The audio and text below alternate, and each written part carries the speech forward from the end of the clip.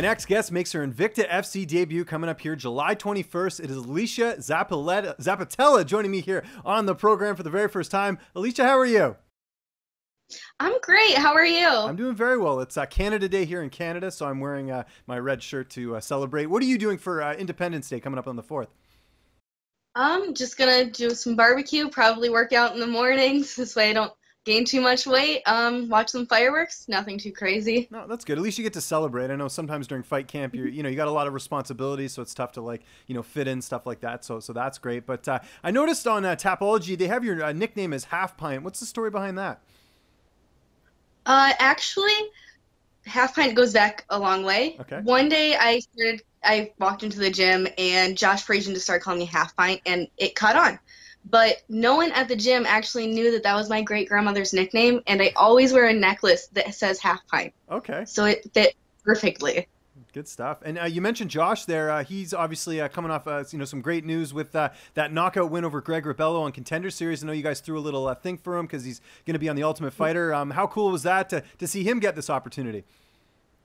Oh, that was so awesome. Honestly, Josh is one of the nicest people that I've ever met, and seeing him achieve his dreams, it's great. I want nothing but the best for him, and I'm so proud of him. I was going to say, how do you think he's going to do on The Ultimate Fighter, as far as his personality? Because you're around him all the time. Is he going to be someone we should, personality-wise, is he going to be appealing for the cameras? What do you think? Josh Parisian is definitely the perfect person to be on camera. He is hilarious, and he's so caring. He's going to gain a lot of fans from the show, definitely. I couldn't think of a better person to be on the show, actually. Very cool. Okay. Well, let's talk about you, though. Where did it all begin for you? How did you get involved in combat sports? I started wrestling when I was 5 years old. For me, most people, they walk and then they run, but I walk, I ran, and then I learned how to shoot, how to take a shot. I just thought it was fun. And then one day I just started practicing with the boys and just kind of caught on, and I fell in love. So when was that moment for you when you realized, hey, I'm pretty good at this, I'm going to make a run at this professionally? I always knew I always wanted to win. I always wanted to be the best. So if I was gonna wrestle, I was gonna put my all into it. I was gonna do it all year round. I was gonna do everything I could. I would drive hours. I would drive 1 to 2 hours to the best practices around just so I could be with the best competition. Okay, that's excellent. And what about as far as being a fan of the sport? When did that happen as far as you watching MMA? Actually, when I was little, I used to ask my mom if I could do karate. And she's like, no, you have to pick one sport, wrestling or karate, because they're the same season. But I've always watched MMA. I've always watched it growing up. At first, I just wanted to learn it so I could, just learn the martial arts. And then once I actually started learning the martial arts, I'm like, all right, I'm going to fight. Okay. This is my Very cool. Now, do you have a job on top of all of this as far as, what pays the bills and everything? Yes. I coach a youth wrestling team here at Scorpion Fighting System. We're actually doing really well. We just won a tournament over the weekend. Oh, congrats. And then I also work with flowers. I water them. I set up displays. It's actually really calming. A huge different pace than fighting, and right. I really like it. Okay, that's great. So it's nice. You get a mix of both. You get to coach, so you're kind of giving back a little bit, and then you do the flower thing where it's even just the smell of it, I'm sure, is just nice and relaxing, right? Oh, it is. It's so relaxing. And how's your schedule like in terms of training and everything? Like, is your work cool with like, hey, I got to go train now, or like is it pretty manageable? Yeah, that's actually the reason why I got the job, is because I told the lady up front, I'm a professional fighter. I have a really strict schedule, and she's very good about working around it, and I'm very thankful for that. Awesome. How did this fight with Invicta come together? How did you end up signing with the premier women's mixed martial arts organization? It had been in the talks for a while, and after my last fight, James had contacted the promotion, and we told him that I would fight anybody that they're willing to give me, and Shino just happened to be the fight that they gave me. And let's talk about Shino. She's got 11 fights, obviously a very savvy veteran here. How do you feel like you match up against her? I think this is a very good matchup. I know that she's a purple belt. I'm a purple belt as well. I know that she has technical striking, and I know I have great wrestling. So I'm excited to see how it goes. I'm very happy with the matchup. And is there any more pressure in this fight with the fact it's on UFC Fight Pass? Like, you fought, I know, regionally in Michigan and everything, and that's, I'm sure it's great having the hometown crowd there, but, UFC Fight Pass, anyone can watch that worldwide. So, it's going to be a pretty big deal, this fight. Well, I've fought in China before, so okay. I guess the fighting in Kansas City isn't too nerve-wracking. I mean, I know that it's a huge opportunity. I'm very thankful for it. But, I mean, I've wrestled at the Olympic trials with 10,000 eyes on me. I love being the center of attention. Okay. I like that. That's good. What about training partners? Who are some of the people that are helping you get ready for this fight? I work with my strength and conditioning coach, Quentin Torres, 4 times a week. I work with Christy Garr, Bobby Cooper, Tabitha Ann, and Danny Barry almost every day. Oh, okay. Nice. And that's Amanda Bobby Cooper, right? Yes. Okay, gotcha. Because there is a fighter named Bobby Cooper who trains out of Kansas City, but that wouldn't have made any sense at all. So that's good. How's Amanda doing? I know she had that loss to Mackenzie Dern, but she obviously, she's still got really good boxing for the division. Oh, she's doing great. She's in the gym all the time. She actually just picked up a class at the gym, and it's actually my favorite class now. I love learning from her. She's very knowledgeable, and I think that she took it really well, and I think that she's just moving on from it. That's good to hear. And moving forward. How's the weight cut going? I mentioned you got Independence Day coming up here. I guess you got to avoid any of the the bad food and all that.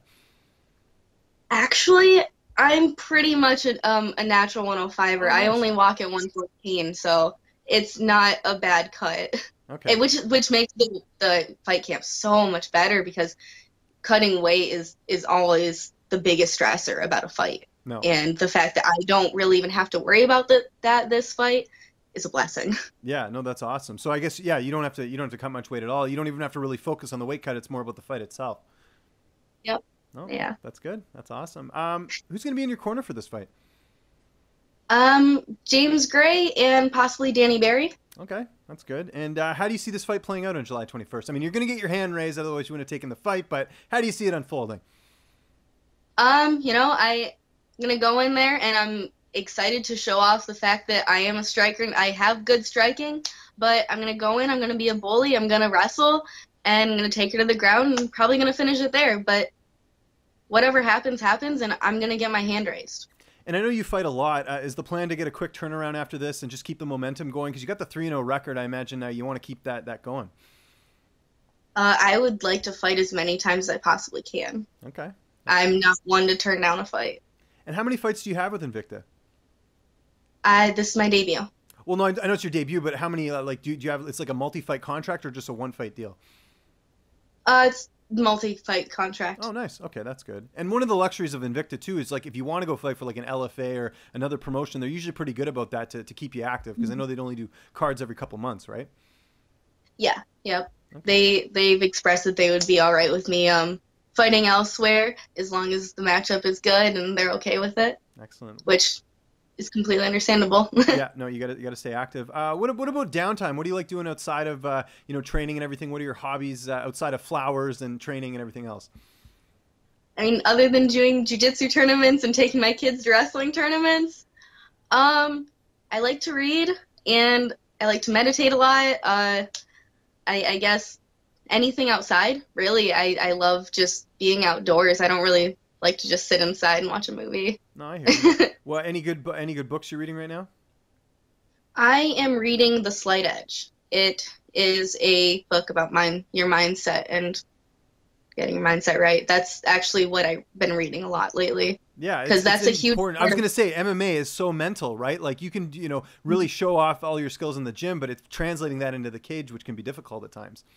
Yeah, mindset is a huge thing, and a lot of people look over it, but if you get your mind right, that's half the battle. Yeah, I agree. That's awesome. Being from Michigan, are you a big sports fan at all, or not really?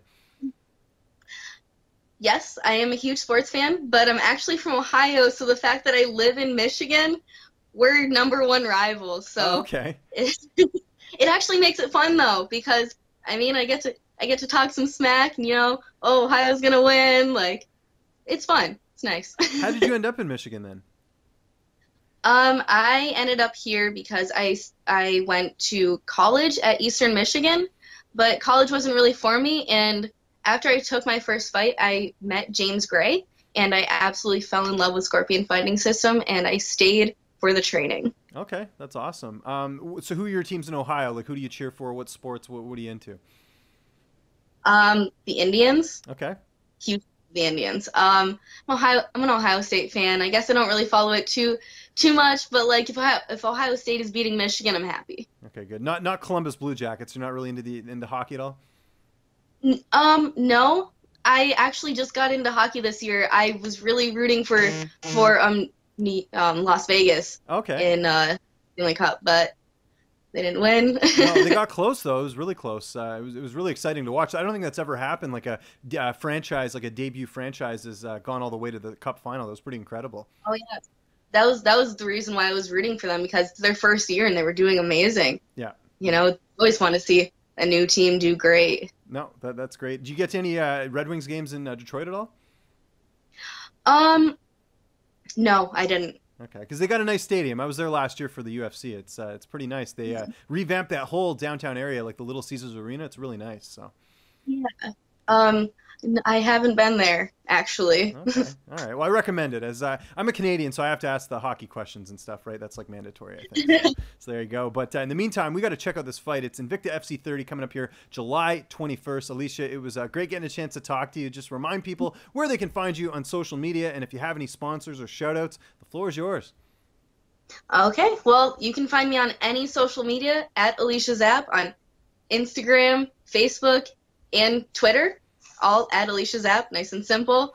I would like to give a big thank you to all of my sponsors: Frank Verdi at Harbor Tattoo, Evergreen Lake Park, Breakwall Barbecue, Anderson and Crew Flooring, Griff Ellis, Clay Street Grill, Campbell Precision Tool, Nassif Honda, the CJ Berry Group, and Young Living with Paul.